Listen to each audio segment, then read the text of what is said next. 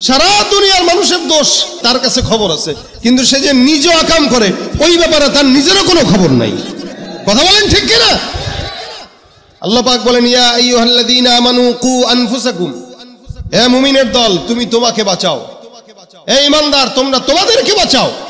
কু আনফুসাকুম ওয়া আহলিকুম নারা, আগে তুমি তোমাকে বাঁচাও, তারপরে তুমি তোমার ঘরকে বাঁচাও, পরিবারকে বাঁচাও, বাচ্চাকে বাঁচাও, মাকে বাঁচাও, বাবাকে বাঁচাও।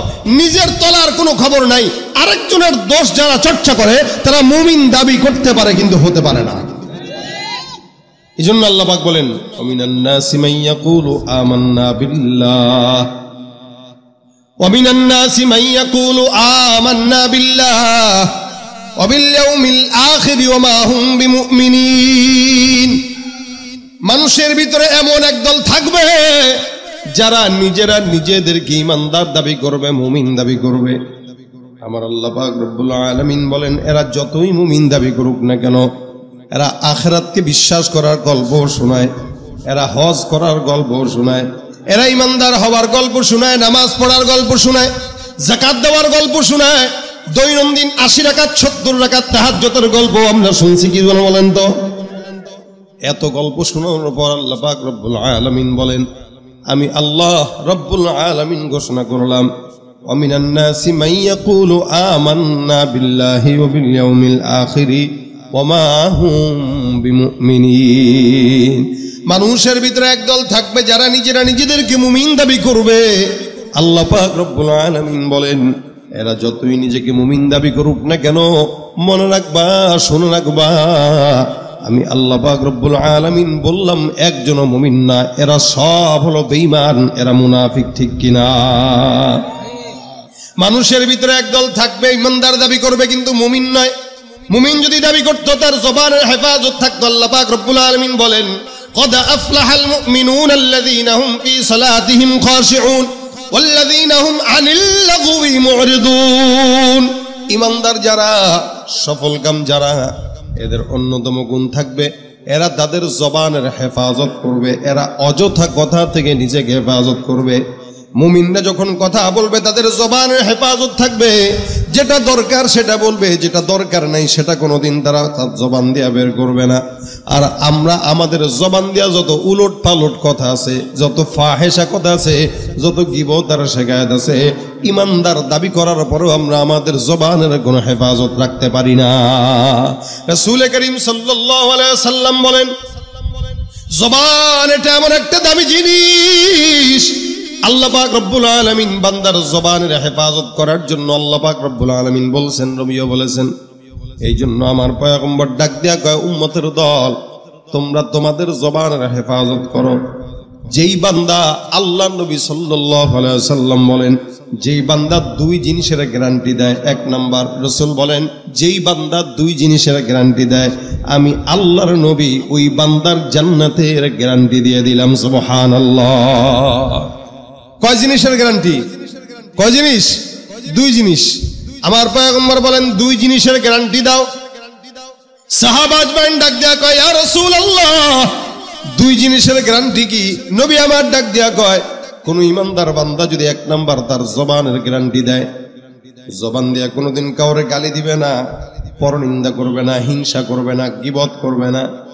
আল্লাহ রাসূল সাল্লাল্লাহু আলাইহি ওয়াসাল্লাম বলেন, কেউ যদি তার জবানের গ্যারান্টি দেয়, আর দুই নাম্বার কোন বান্দা যদি তার লজ্জা স্থানের গ্যারান্টি দেয়, জবান দিয়া ফাহেসা কথা বলবে না, জবান দিয়া গীবত শিকায়াত করবে না, জবান দিয়া পরহিংসা করবে না, পরনিন্দা করবে না, জবান দিয়া আল্লাহ পাক রব্বুল আলামিনের জিকির আদায় করবে। আল্লাহ নবী সাল্লাল্লাহু আলাইহি ওয়াসাল্লাম বলেন, ওই বান্দা যদি তার জবানের হেফাজতের গ্যারান্টি দেয় আর তার লজ্জা স্থানের গ্যারান্টি দেয়, তার লজ্জা স্থান দিয়া কোনোদিন হারাম জায়গায় তার লজ্জা স্থান ব্যবহার করবে না, এই দুইটা জিনিসের গ্যারান্টি যদি কোনো ঈমানদার বান্দা দেয়, আমি নবী বললাম, আমি আল্লাহর নবী তাকে আল্লাহর জান্নাতের গ্যারান্টি দিয়ে দিলাম। জোরে বলেন সুবহানাল্লাহ ওয়া বিহামদি। রাসূলের কথা মিথ্যা না সত্য? কি বলেন, সত্য না মিথ্যা? নবী বলেছেন দুই জিনিসের গ্যারান্টি দিবা। এক, তোমার এই দুই চোয়ালের মাঝে যেটা থাকে ওইটা, আর দুই রানের মাঝে থাকে যেটা ওইটা। জিহ্বা আর লজ্জাস্থান, এই দুইটা জিনিসের গ্যারান্টি আপনি দিবেন, আল্লাহ আপনার জান্নাতের গ্যারান্টি দিয়ে দিবেন, রাসূল আপনার জান্নাতের গ্যারান্টি দিয়ে দিবেন। এই জন্য নবী ডাক দিয়া কয় তুমি তোমার জবানের গ্যারান্টি দাও, কারণ জবানটা অনেক দামি জিনিস। জবান দিয়া মানুষ প্রতিহিংসা করে, পরনিন্দা করে, গীবত করে, শিকায়াত করে। যার জবানের হেফাজত নাই ওই বান্দার জান্নাতের হেফাজত থাকে না। যার জবানের হেফাজত নাই ওই বান্দার সম্মানের হেফাজত নাই। যার জবানের হেফাজত নাই তার ক্ষমতার হেফাজত নাই। আমাদের দেশে আমাদের চোখের সামনে সবচাইতে বড় আলামত আমরা দেখেছি, একটা জবান দিয়া কথা বলে ফেলছে, গোটা দুনিয়ার বান্দাকে, দুটা বাংলাদেশের মানুষকে একটা শব্দ বলছে, খালি রাজাকার। একটা শব্দ বলার কারণে ক্ষমতার হেফাজত চলে গেছে। কথা বলেন ঠিক কিনা? কি দরকার ছিল রাজাকার বলা, আর কি দরকার ছিল ক্ষমতা হারানো? পরবর্তীতে আবার জবান দিয়ে একটা বয়ান দিয়ে দিছে, 32 ভেঙে গেছে। কথা কয় না এরা? আমি জবানের গ্যারান্টি যদি না থাকে, ক্ষমতারও গ্যারান্টি থাকে না, সম্মানেরও গ্যারান্টি থাকে না। এটা বোঝানোর জন্য কথাটা বললাম আমাদের চোখের সামনে। এই জন্য রাসূল সাল্লাল্লাহু আলাইহি ওয়াসাল্লাম বললেন, এক সাহাবী আল্লাহর নবীর কাছে ডাক দেয়া কয়, ইয়া রাসূলুল্লাহ, আমি যদি নাজাত পেতে চাই, পয়গম্বর নাজাতের একটা আমল দিয়া দেন। নবী আমার ডাক দিয়া বলেন, সাহাবা বাইনের দল, জবানের যদি হেফাজত করো, মনে রাখবা রাসূল সাল্লাল্লাহু আলাইহি ওয়াসাল্লাম এক এক বান্দাকে এক একটা জিনিসের আমল দিতেন। নবী এক এক সাহাবীকে তার হালাত অনুযায়ী এক একটা আমল এক এক সাহাবীকে দান করতেন। এই সাহাবী আমার পয়গম্বরের কাছে এসে ডাক দেয়া বলে, ইয়া রাসূলুল্লাহ, আমি নাজাত পেতে চাই, নবী আমার, আমাকে নাজাতের জন্য এমন একটা আমল শিখায় দেন যে আমলের কারণে আল্লাহ পাক রব্বুল আলামিন আমার নাজাতের বন্দোবস্ত করে দিবেন। নবী আমার ডাক দিয়া কয়, তোমার জন্য আমল হইল আমলিক আলাইকা লিসানাক, তুমি তোমার জবানের হেফাজত করো, আল্লাহ তোমার নাজাতের ব্যবস্থা করে দিবে। সুবহানাল্লাহ। ভাইরা আমার, রাসূল তাকে অন্য কোনো আমলের কথা বলেন নাই, নবী তাকে বললেন তুমি তোমার জবানের হেফাজত করো। আল্লাহর নবী জবানের হেফাজতের জন্য বললেন, সাহাবীকে ডাক দেয়া কয়, আমলিক আলাইকা লিসানাক, জবানের হেফাজত করো, কারণ যার জবানের হেফাজত আছে আল্লাহর জান্নাতের হেফাজত তার থাকবে। আর যার জবানের হেফাজত নাই, দুনিয়াতেও সম্মান নাই, আখিরাতেও জান্নাতের গ্যারান্টি নাই। সাহাবী আবার নিজের জবানকে হেফাজত করে ফেলল। রাসূল করিম সাল্লাল্লাহু আলাইহি ওয়াসাল্লাম জবানের হেফাজতের কথা বললেন। আল্লাহ পাক রব্বুল আলামিন ডাক দেয়া কয়, হে ইমানদার, তোমরা খবরদার জবান দিয়া কাউকে উল্টাপাল্টা কথা বলবা না। মানুষ আগে ধারণা করে মানুষের ব্যাপারে, তারপরে জবান দিয়া উলট পালট কথা বলে। এই জন্য আল্লাহ পাক বলেন, ইয়া আইয়ুহাল্লাযীনা আমানু জিতানিবু কাসীরাম মিনাজ-জন, এই ইমানদারের দল, তোমরা ধারণা থেকে বাঁচো। অধিকাংশ মানুষ ধারণা করে যে ধারণাটা বান্দার জন্য অন্যায় হয়। একজন ইমানদার আরেকজন ইমানদারের ব্যাপারে ধারণা করে, শুধুমাত্র শুনছে, শোনা কথা একজন আরেকজনকে বলে, এখান থেকে শুনলো, ওখানে যায় বলে, ওখানে একটু বাড়ায় বলছে, সে আবার আরেকজনের কাছে বলার পর আরেকটু বাড়ায় বলছে, সে আবার আরেকজনের কাছে বলার পর আরেকটু বাড়ায় বলছে। এভাবেই সমাজের ভিতরে তিলটাকে তাল বানায় সমাজে গন্ডগোল করা হয়, ঠিক কিনা? ব্যস্ত এমনিই লাগে, আরে ভাই শুনছেন নি, বলে কি অমুকে তো আপনার ব্যাপারে এই বলছে। আকিমুল মুতাশাব আলী থানভী রাহমাতুল্লাহ একটা গল্প বলছেন একটা কিতাবের ভিতরে, জবান কত খারাপ জিনিস, প্রতিহিংসা, পরনিন্দাকারী যারা, এরা কত খারাপ, এটা বর্ণনা করার জন্য বলছেন। এক মুনিবের কাছে তার খাদেমা ছিল গোলাম। এই খাদেমা আবার মুনিবের কাছে, মুনিবরে দিলে দিলে মহব্বত করত। এবার বিবির সঙ্গে স্বামীর যেন সম্পর্ক নষ্ট হয়, এটা একটা চক্রান্ত করলো। স্বামীরে ডাক দেয়া কইছে, মুনিব আমার, আপনার বিবি আপনারে মহব্বত করে না, আপনার অবর্তমানে পাশের বাড়ির একজনের সঙ্গে তার ইটিশ পিটিশ আছে। এবার স্বামী শোনার পরে কয়, কিরা আমার বিবি আমার এত ভালোবাসে, সে ভালোবাসার পরে আমাকে বাদ দিয়ে আরেকজনের সঙ্গে ইটিশ পিটিশ কিভাবে সম্ভব এটা? আবার এদিক দিয়ে বউর কাছে যায়, কয় শুনেন, আপনি তো আপনার সাহেবরে অনেক ভালোবাসেন, কিন্তু আপনি কি জানেন আপনার সাহেব যে গোপনে গোপনে কারে মহব্বত করে? কারে? কই যে পাশের বাড়ির ওই যে আছে না তারে। দুইজনের ভিতরে একটা সন্দেহ ঢুকাই দিল। এমনিও মহিলারা একটু সন্দেহবাতিক হয়, কি বলেন আপনারা? এমনি এমনি ঘরের ভিতরে একা একা শুয়ে শুয়ে চিন্তা করে আমার স্বামী কি আসলে আমার মহব্বত করে? আচ্ছা করলে 21শে ফেব্রুয়ারি গেল, একটা হলুদ শাড়ি কেন দিল না? একটা গোলাপ ফুল কেন দিল না 14ই ফেব্রুয়ারিতে? কি বলেন? মুসলমানের জন্য কি 14ই ফেব্রুয়ারি? কথা কয় না, আছে এটা? এটা কুকুর, ছাগল, বিড়াল, শুয়োরের জন্য লাগে, মানুষের জন্য কোনোদিন ভালোবাসা দিবস লাগে না। আমাদের দেশে যুবকেরা ভালোবাসা দিবসের নামে উলঙ্গপনার বেহায়াপনা শুরু করে, ঠিক কিনা জোরে কর। এখন কেন দিল না 14ই ফেব্রুয়ারিতে? বাস গায়ে লেগে গেছে, কেন দিল না? এবার সন্দেহ করতে করতে একদম উল্টাপাল্টা অবস্থা। এদিক দিয়ে আবার দাসী বলছে যে আপনার স্বামী কিন্তু আপনারে মহব্বত করে না, দেখেন না গোলাপ দেয় না, শাড়ি দেয় না। স্বামীর দেখেন না আপনার বিবি আপনার লগে কেমন কেমন কথা কয়। এই যে সন্দেহ ঢুকাই দিছে, এখন তো আস্তে আস্তে দূরত্ব বাড়তেছে। এখন স্বামী এটা পছন্দ, মানে বিশ্বাসই করতে চায় না যে আমার বিবি আরেকজনের সঙ্গে লাইন মারে। বর্তমান সময়ে পরকিয়া বাড়ছে না কমছে? কঠিন আকারে বাড়ছে, কঠিন আকারে বাড়ছে। ওটা ভিন্ন দেশের আলাপ, ওটা ওদিকে যাচ্ছি না। এই করতে করতে একদিন হঠাৎ করে এই দাসী তার মুনিবকে বলতেছে, আমার সাহেব শুনেন। বলে কি? আপনার সাথে আজকে আমার গোপন একটা গুরুত্বপূর্ণ কথা আছে। বলে বলো। আজকে রাত্রিতে দুইজন ঘুমাবেন। আপনার বিবি আপনার গলায় আজকে ছুরি চালানোর জন্য পায়তারা করতেছে। বলে কেমনে জানছো? আমি এটা খবর পাইছি। ওদিক দিয়া বউরে আবার কইছে, শুনেন আপনার জন্য একটা সুখবর আছে। বলে কি সুখবর? আমার কাছে একটা কবিরাজ আছে, কবিরাজ বলছে আপনার স্বামীর এই দাড়ির এখানের একটা দাড়ি যদি আপনি কেচি দিয়ে এক গুচ্ছ দাড়ি কাইটা দিতে পারেন, এমন কবিরাজগিরি করায় দেখাবো আপনার স্বামী আপনার পিছনে খালি ছুটবে আর ঘুরবে। বিবি তো খুব পছন্দ করছে কথা এটা। হ্যাঁ, স্বামী এখন থেকে আমার পাগল হবে। থানভী রহমতুল্লাহ আলাইহি কয়, এবার বউয়ে রাত্রেবেলা ঘুমায় না, স্বামী ঘুমের ভান ধরে পড়ে রয়েছে যে বউ আসবে তারে মারার জন্য। বউ এবার একটা চাকু নিয়ে গেছে, চাকু নিয়ে চিন্তা করছে স্বামী আমার কখন ঘুমাবে, আর এখানের কিছু দাড়ি কেসি দিয়া কি করব? কাটবো, ছুরি দিয়া কাটবো, কবিরাজকে দিব যাতে স্বামী আমার পিছনে দৌড়ায়। আর স্বামীরা কি বলছে যে বউ আজকে কি করতে আসবে? জবাই করতে আসবে। এবার স্বামী ঘুমাইছে, সেদিক দিয়ে বিবি আসছে ছুরি নিয়া মহব্বতের ঠেলায় দাড়ি কাটবে। আইসা সুন্দর করে স্বামীর এখানে এমনি ধরছে, ছুরিটা ধরছে। স্বামী তো চোখ টিপ টিপ করে দেখতেছে, আরে আমার দাসী তো ভালো কথাই বলছে, এ তো আমার মারার জন্য আসছে। যেই চাকুটা এখানে ধরছে, লাফ দিয়ে উঠে চাকুটা নিয়ে বিবির পেটের ভিতরে ঢুকাই দিছে, বাস খালাস। এদিক দিয়ে দাসী কয়, দেখছেন কত বড় বিপদ থেকে আমি আপনারা বাঁচাইছি। তাহলে তো তুই এখন আমার বউ হবি, আর কে হবে? তুই তো যোগ্য। থানভী রহমতুল্লাহ আলাইহি বলেন পরনিন্দা এত মারাত্মক যে একটা সুন্দর সংসার ভেঙে তছনছ, স্ত্রীকে মার্ডার করে দিল। এটা হলো পরনিন্দাকারীর কুফল। এলাকায় এলাকায় এটা বেশি বেশি হয় মেয়েদের ভিতরে।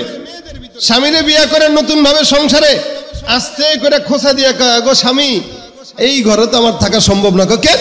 আপনার মা যা করে, কি করছে? এই এই এই। ভাইয়ের বউ যা করছে, কি করছে? এই এই এই। যত প্যাঁচ লাগাই না, যদি বিবি যদি খারাপ হয় ঘরের ভিতরে প্যাঁচ এটা এমন গিট্টু লাগে, দিন যত যায় গিট্টুর সংখ্যা বাড়ে, কমার কোনো সুযোগ নাই, ঠিক কিনা বলেন? এই জন্য আল্লাহ বলেন ওয়াইলুল লিকুল্লি হুমাযাতিল লুমাযা। নবী আমার ডাক দিয়া কয়, আমলিক আলাইকা লিসানাক, জবানের হেফাজত করো, জান্নাতের গ্যারান্টি আমি পয়গম্বর দিব। আল্লাহর নবী জান্নাতের গ্যারান্টি দেওয়ার আদেশ দেয়। হযরত আবু বকর সিদ্দিক রাদিয়াল্লাহু তাআলা আনহুর নাম শুনছেন তো আপনারা? অনেক বড় একজন সাহাবী, ইসলামের প্রথম খলিফা আবু বকর সিদ্দিক রাদিয়াল্লাহু তাআলা আনহু একবার রাস্তা দিয়া বের হয়ে উনি ওনার জিহ্বাটা ধরছেন।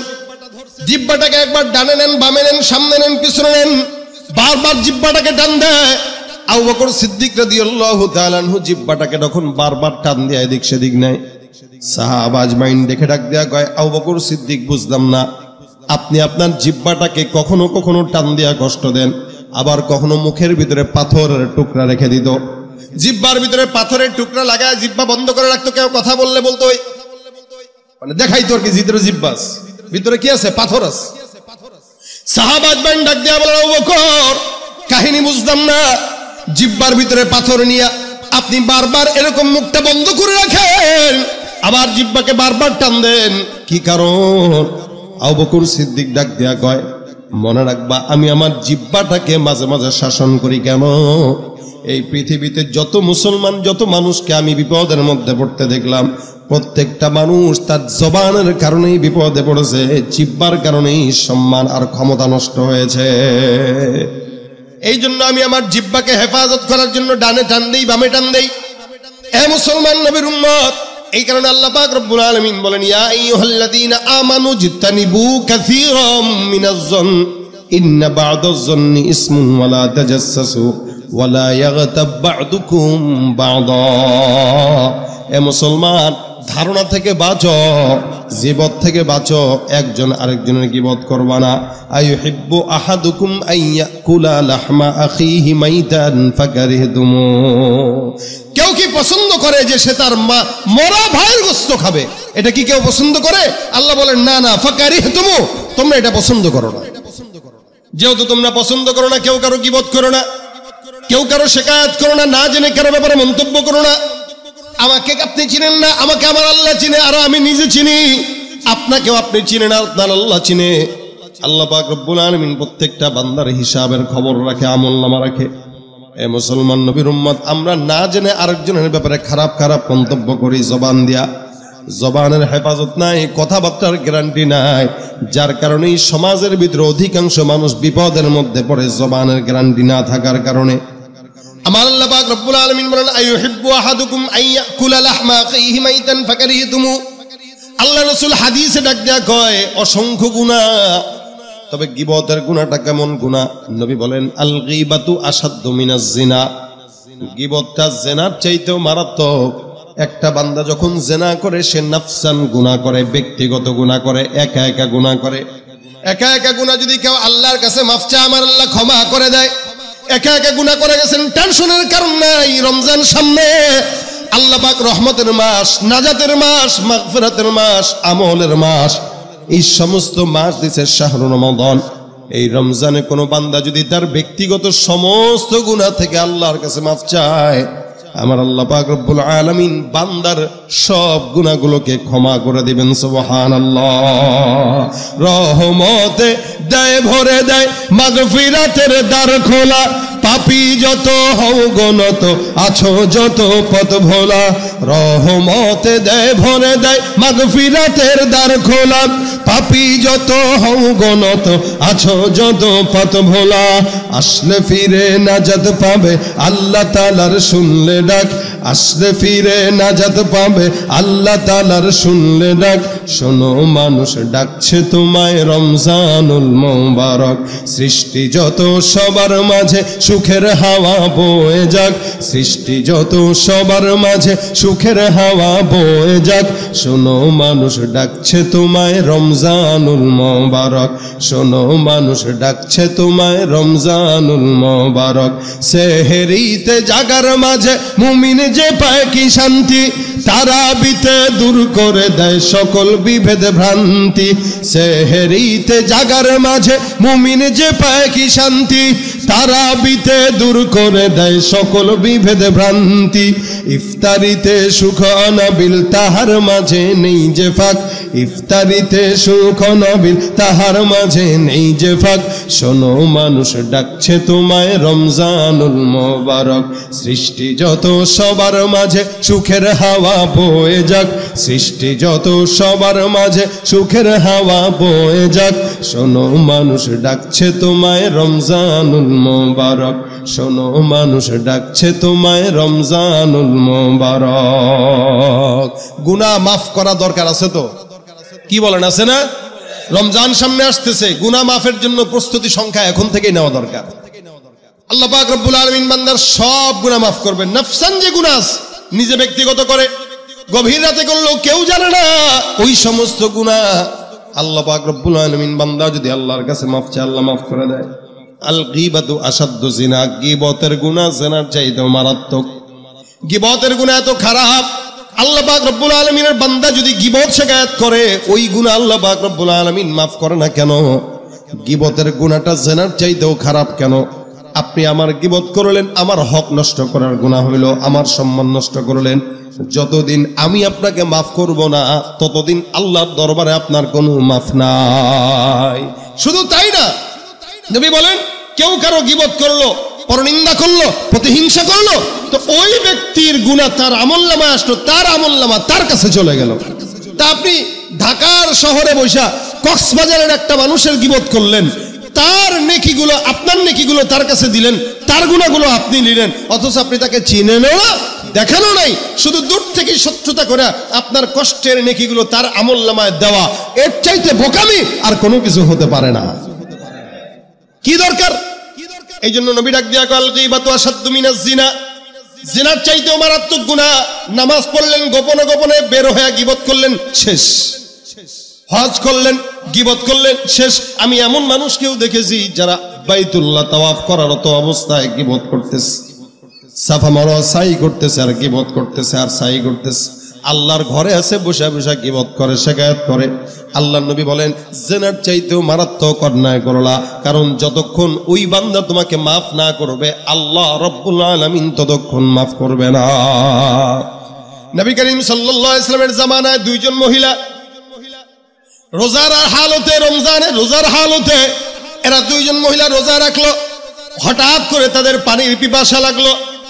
রাসূলের কাছে খবর আসলো, ইয়া রাসূলুল্লাহ, দুইজন মহিলা রোজা রাখা অবস্থায় এদের পানির পিপাসার কারণে মওতের মতো অবস্থা হয়ে গেছে, একদম অজ্ঞান হয়ে গেছে। নবী আমার ডাক দিয়া কয় এদেরকে আমার কাছে নিয়ে আসো। আল্লাহর নবীর সামনে তাদেরকে নিয়ে আসা হলো। নবী আমার ডাক দিয়া কয় এ দুইজন মহিলা, তোমরা অবশ্যই গোশত খেয়েছো, যার কারণে তোমাদের পানির পিপাসা বেশি বেশি লেগে গেছে। মহিলা দুইজন ডাক দিয়া বলেন, ইয়া রাসূলুল্লাহ, আমরা পানির পিপাসা লাগার কারণ গোশত না, আমরা অন্য কোনো কারণে হয়তো লাগতে পারে। আমরা সাহারির সময় খেজুর খেয়ে রোজা রেখেছি, আমাদের নিজেদের ঘরে চুলায় আগুনও তো জ্বলে না, গোশত কোথায় পাবো? নবী আমার ডাক দিয়া কয় সাহাবা আজমাইন, অবশ্যই এই দুইজন গীবতের গুনাহ করেছে, গোশত খেয়েছে, যার কারণে এদের এই হাল। সাহাবা আজমাইন ডাক দিয়া কয় রাসূলুল্লাহ, এরা গোশত তো খায় নাই বলতেছে। নবী ডাক দিয়া কয় সাহাবে আকরাম, যাও তাদের দুইজনের সামনে দুইটা পাত্র দাও, আর পাত্রের ভিতরে তাদেরকে বলো তারা যেন বমি করে, আঙ্গুল দিয়ে পেট থেকে যেন বমি বের করে দেয়। আল্লাহ নবীর আদেশ অনুযায়ী দুইজন মহিলা নিজের গলার ভিতরে আঙ্গুল দিয়ে সুন্দর করে বমি করে দিল। রাসূল সহ সাহাবা আজমাইন তাকায় দেখে এই দুইজন মহিলার পেট থেকে মরা পচা গোশত, দুর্গন্ধময় গোশত বের হয়। সাহাবা আজমাইন ডাক দিয়া বলেন, ইয়া রাসূলুল্লাহ, আপনি যেটা বললেন সেটাই হইলো, বুঝলাম না। এরা তো দুইজন গোশত খায় নাই বললো, কিন্তু পেট থেকে গোশত কেন বের হইল? নবী আমার ডাক দিয়া কয় সাহাবায়ে গ্রামের দল, এরা দুইজন একটু আগে গীবতের গুনাহ করছে। কোন বান্দা যখন গীবত শিকায়াত করে ওই বান্দা তার মরা ভাইয়ের গোশত খায়, আর এই দুইজন মহিলা তাদের মরা ভাইয়ের গোশত খাইছে, আর এই গীবতের গুনাহ গোশত গুলা তাদের গীবতের বমির মাধ্যমে তাদের পেট থেকে উঠে আসছে। মহিলা দুজনকে ডাক দিয়ে রাসূল বলতেছেন, শোনো, গীবতের গুনাহ এটাই যে বান্দা গীবত করবে আর নিজের মরা ভাইয়ের গোশত খাওয়ার গুনাহ করবে। তোমরা যে গুনাহ করছো এটার আলামত তোমাদের পেট থেকে মরা পচা দুর্গন্ধময় গোশত বের হইতেছে। গীবত করছো মুখ দিয়ে আর গোশত খাইছো, আর সেটা আলামত তোমাদের চোখের সামনে স্পষ্ট। এই জন্য ভাইরা আমার, গীবত ওয়ালা ইয়াগতাব বা'দুকুম বা'দা আইয়ুহিব্বু আহাদুকুম আন ইয়াকুলা লাহমা আখিহি মাইতান ফাকারিহতুম ওয়াত্তাকুল্লাহ।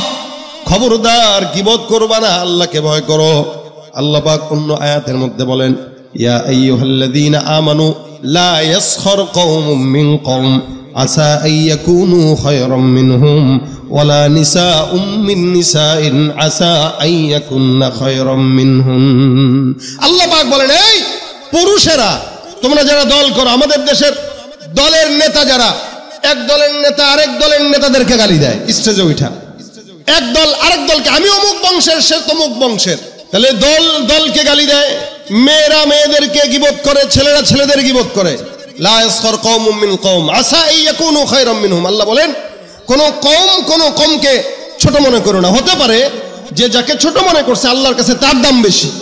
কোন নারীকে যেন ছোট মনে না করে, কারণ যে ছোট মনে করেছে আল্লাহর কাছে ওই মহিলার দাম বেশি হইতে পারে। এই জন্য মানুষ অহংকার বশত একজন আরেকজনকে গালি দেয়, একজন আরেকজনের গীবত করে, একজন আরেকজনকে ছোট মনে করে।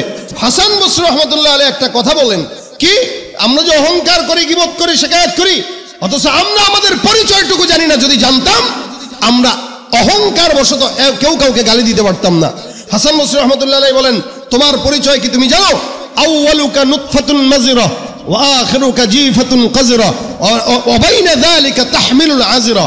তোমার শুরু নাপাক দিয়ে, তোমার শেষ নাপাক দিয়ে, আর তোমার এই জীবনের শুরু থেকে শেষ পর্যন্ত হায়াতে যেটা নিয়ে তুমি ঘুরো, পেটের ভিতরে নাপাক পায়খানার প্রস্রাব নিয়ে ঘুরো, এটা হলো তোমার পরিচয়। এর চেয়ে বড় কোনো পরিচয় তোমার নাই। তুমি বলতে পারো আমি অমুক দলের সভাপতি, আমি অমুক দলের সেক্রেটারি। এই সমস্ত সভাপতি আর সেক্রেটারি দিয়া আল্লাহর দরবারে চালানোর কোনো দাম হতে পারে না। এই জন্য অহংকার নয়, কেউ কাউকে ছোট মনে করা নয়। যে নিজেকে ছোট মনে করে, মান তাওয়াদা লিল্লাহি রাফাহুল্লাহ, কেউ যদি আল্লাহর জন্য নিজেকে নিচু বানায়, বিনয় অর্জন করে, তো আল্লাহ পাক তার সম্মান বাড়ায় দেয়। এই জন্য কেউ কাউকে পরনিন্দা, গীবত, শিকায়েত এগুলো করব না। এটা 3 প্রকার। 1 নম্বর গীবত। বলেন 1 নম্বর কি? গীবত। গীবত মানে কারো ভিতরে কোনো দোষ আছে, ওইটার চর্চা আপনি তার অগোচরে করলেন, অগোচরে করলেন, এটা গীবত। নামিমা পরনিন্দা, ইফক আরেকটা হইল অপবাদ। মানে ইফক মানে রটানো, মিথ্যা রটানো, যেটা আম্মা জান আয়েশার সাথে উঠছে। অর্থাৎ একটা জিনিস ঘটেই নাই, ওইটাকে সমাজে রটায় দেওয়া। আরেকটা হইল বুহতান, অপবাদ, মানে আমি যেটা করি নাই ওইটা আমার উপরে চাপায় দিছেন আপনি। এগুলো সব গীবত। গীবতের আরো কিছু তাফসীর মুফাসসিরিন ইকরাম করেন, গীবতের অঙ্গ প্রত্যঙ্গ দিয়েও গীবত হয়, যেমন চোখ দিয়েও হয়। কোন একটা মোটা মানুষ হেঁটে যাচ্ছে, আপনি চক্ষু দিয়ে একজনে দেখাইলেন, মানে মোটা, চোখ দিয়ে দেখাই দিছে, এটা হলো চোখের গীবত। যেমন চোখের জিনা আছে, রাসূল বলেন কি আল আইনান জিনাহুমা আন নাযার, চোখের জিনা হলো দেখা, কানের জিনা হলো শোনা। এরকম প্রত্যেকটা অঙ্গ প্রত্যঙ্গের গুনাহ আছে, সেই ক্ষেত্রে চোখেরও গীবতের ব্যাপার আছে। এই জন্য কোনো দিক থেকে কোনো অঙ্গ প্রত্যঙ্গ দিয়ে যেন আমাদের গীবত, পরনিন্দা, প্রতিহিংসা এগুলো না হয়। আমি তো অনেক জায়গায় বলি, যদি গীবত করতে হয় নিজের মা বাবার গীবত করবেন, এতে আপনার মা বাবার ফায়দা আছে। কি? আপনি আপনার মায়ের গীবত করার কারণে, বাবার গীবত করার কারণে আপনার নেকিগুলো মা বাবার কাছে গেল, অন্তত আপনার মা বাবা আপনার নেকি পেয়ে জান্নাতে গেল, তো অন্তত আপনি আপনার মা বাবাকে জান্নাতে তো পাঠাইতে পারলেন। কিন্তু আপনি যদি আরেক ভাইয়ের গীবত করেন, যাকে চেনেনই না, জানেনও না, অযথা গীবত করে তাকে জান্নাতে পাঠানোর চাইতে নিজের মা বাবাকে জান্নাতে পাঠানো দরকার। কিন্তু আমরা তো আমাদের সমাজে মা বাবার গীবত করি না, করি কার? ওই পাশের ভাইয়ের। এই জন্য খবরদার, আল্লাহ পাক বলেন কেউ কাউকে লকব দিয়েও যেন না ডাকে। বন্ধু বান্ধবরা অনেক সময় একজন একজনের ভিন্ন নামে ডাক দেয়। নাম আব্দুর রহমান, নাম ডাকে হইলো বল্টু বইলা, ভিন্ন নামে ডাক দেয়। ছাত্ররা বেশি করে এগুলা, নাম বিকৃত করে। ওয়ালা তানাবাজু আনফুসাকুম ওয়ালা তালমিজু আনফুসাকুম ওয়ালা তানাবাজু বিল আলকাব। কোন লকব দিয়ে কেউ যেন কাউকে না ডাকে। নাম একটা, ডাকে আরেকটা, এগুলো সব নিষেধ। আল্লাহ পাক এই টাইপের মানুষ, এই যা আলোচনা হইলো, এই টাইপের মানুষদের জন্য আল্লাহ বলছেন ওয়াইলুল লিকুল্লি হুমাযাতিল লুমাযা, এগুলো সবগুলোর ধ্বংস। এই কারণে আজকে থেকে, এবং রমজানে আমরা যে রোজা রাখবো, রমজান সামনে, রোজা রাখা অবস্থায় আমাদের 10-15 জনের সঙ্গে হয়তো একসাথে আড্ডা হয়। আমাদের আকাবির আসলাফরা রমজানে ঘরে নামাজ, কি বলে, ঘরে থাকতেন, খালি নামাজের সময় বের হইতেন, আর সারা দিন ঘরে থাকতেন। কেন? বলে বাইরে গেলেই ফিতনা। আপনারা কি মনে করেন বাইরে বের হইলে নারীরা আমাদের চোখের সামনে পড়ে না? রমজানে রোজা রাখলেন, না খেয়ে থাকলেন, সারাদিন গুরগুর গুরগুর করলেন, চতুর্দিকে নারী দেখলেন। আমাদের দেশে তো 10 রমজান পর্যন্ত মানুষ আমল করে, 10 রমজানের পরে মার্কেটের আমল করে। কি বলা হয় আপনাদের? 10 দিন পর্যন্ত ঠিক থাকে, 10 দিনের পরে এবার সব আমল মার্কেটে চলে যায়, আর সব নারী মার্কেটে যায়, ঘরে আর কেউ থাকে না। সুতরাং রমজানে আপনার জবানকে হেফাজত করা, এটা আপনার দায়িত্ব, আমার দায়িত্ব। রোজা রাখার অবস্থায় যত বন্ধু বান্ধবের সঙ্গে আড্ডা কম মারা যায়, এটা আমাদের জন্য কর্তব্য, যাতে করে আড্ডার ফাঁকে যেন অন্তত জবানের গুনাহ থেকে আল্লাহ আমাদেরকে বাঁচায়। কারণ মানুষের জবানের উল্টাপাল্টা হওয়ার কারণে সে জাহান্নামে যায়। এই জন্য নিয়ত করবো, রমজানে রোজা রাখা অবস্থায় কেউ কারো গীবত শিকায়েত করবো না। রাজি আছি? কথা কয় না? রাজি আছি? কারা কারা রাজি? হাত তোলেন। নারায়ে তাকবীর। আল্লাহ কবুল করুক, বলেন আমিন। রমজানে রোজা রাখা অবস্থায় কেউ কারো গীবত করবো না, শিকায়েত করবো না, প্রতিহিংসা করব না। পাশাপাশি রমজানটা কিভাবে কাটাবো, যারা কোরআন তেলাওয়াত জানি না, মাদ্রাসা আছে এখানে আলহামদুলিল্লাহ, যে মাদ্রাসার উদ্যোগে মাহফিলটা, আপনারা 10 জন যুবক 20 জন যুবক একসঙ্গে হন, রমজানে অন্তত 30 দিনের একটা কোর্স করেন, প্রত্যেকদিন আধা ঘন্টা সময় নিয়ে মাদ্রাসায় যে একটু কোরআনটা শিখেন, আল্লাহর কসম কোরআন আপনাকে সুপারিশ করে জান্নাতে নিবে। এটা রমজানে আপনার আমল, রমজান এটা আপনার আমার আমল। রমজান একটা বছর পরে আসতেছে, গুনাহ মাফ করার জন্য আসতেছে, আমাদেরকে রমজান তামাশা দেখানোর জন্য আসতেছে না। এই জন্য রমজানের পবিত্রতা যেন আমরা বজায় রাখতে পারি, জোরে বলেন আমিন।